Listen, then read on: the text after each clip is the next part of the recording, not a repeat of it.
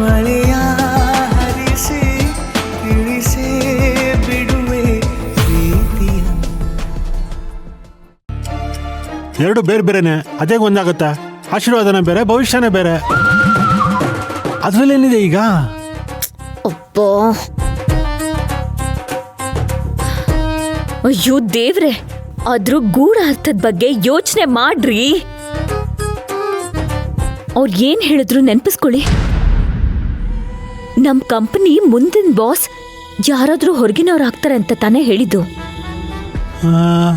ಹಾ ಹೌದು, ಅದ್ ನಂಗೂ ಗೊತ್ತಾಯ್ತು. ಆದ್ರೆ ಅವ್ರು ನನಗೆ ಆಶೀರ್ವಾದ ಮಾಡೋವಾಗ ದೀರ್ಘ ಸುಮಂಗಲಿ ಭವ, ಸುಪುತ್ರ ಪ್ರಾಪ್ತಿರಸ್ತು ಅಂತ ತಾನೇ ಹೇಳಿದ್ದು. ಅದೇ ನಂಗೆ ಅರ್ಥನೇ ಆಗಿಲ್ಲ. ಇದ್ರಲ್ಲಿ ಅರ್ಥ ಆಗೋದೇನಿದೆ? ನಿನಗ್ ಮಕ್ಕಳಾಗ್ಲಿ ಅಂತ ಆಶೀರ್ವಾದ ಮಾಡಿದ್ರು ಅಷ್ಟೇ. ಆದ್ರೆ ನಾನು ಅವರಿಂದ ಬೇರೆ ವಿಷಯನೇ ನಿರೀಕ್ಷೆ ಮಾಡಿದ್ದೆ. ನೋಡು ಮಲ್ಲಿ, ಅವರು ಜ್ಯೋತಿಷಿಗಳು, ದೇವರಲ್ಲ. ಅವ್ರ ಮಾತನ್ನ ಅಷ್ಟೊಂದು ಸೀರಿಯಸ್ ಆಗಿ ತಗೋಬಾರ್ದು. ನಾನಂತೂ ಯಾವತ್ತೂ ಅವ್ರ ಮಾತನ್ನ ಸೀರಿಯಸ್ ಆಗಿ ತಗೊಳ್ಳೋದೇ ಇಲ್ಲ. ನಿಮಗ್ ಯಾವ್ದು ಮುಖ್ಯ ಹೇಳಿ? ಯಾವ್ದೂ ಇಲ್ಲ.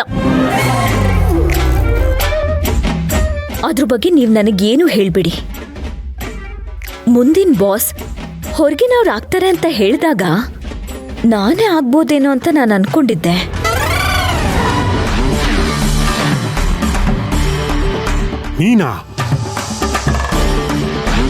ನೀನ್ ಅನ್ಕೊಂಡೆ ಮಲ್ಲಿಕಾ?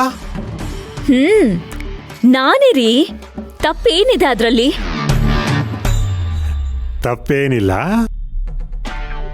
ಆದ್ರೆ ಪ್ರಯಾರಿಟಿಲಿರೋದು ಪ್ರಭು. ಅವನು ಈ ಮನೆಗೆ ಹೊರಗ್ನೋನಲ್ವಾ?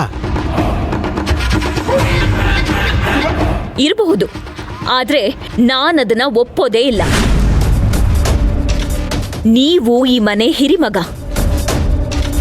ನಾನು ನಿಮ್ ಹೆಂಡತಿ. ಅಲ್ಲಿಗೆ ಈ ಹುದ್ದೆ ನಮಗೆ ಬರ್ಬೇಕು.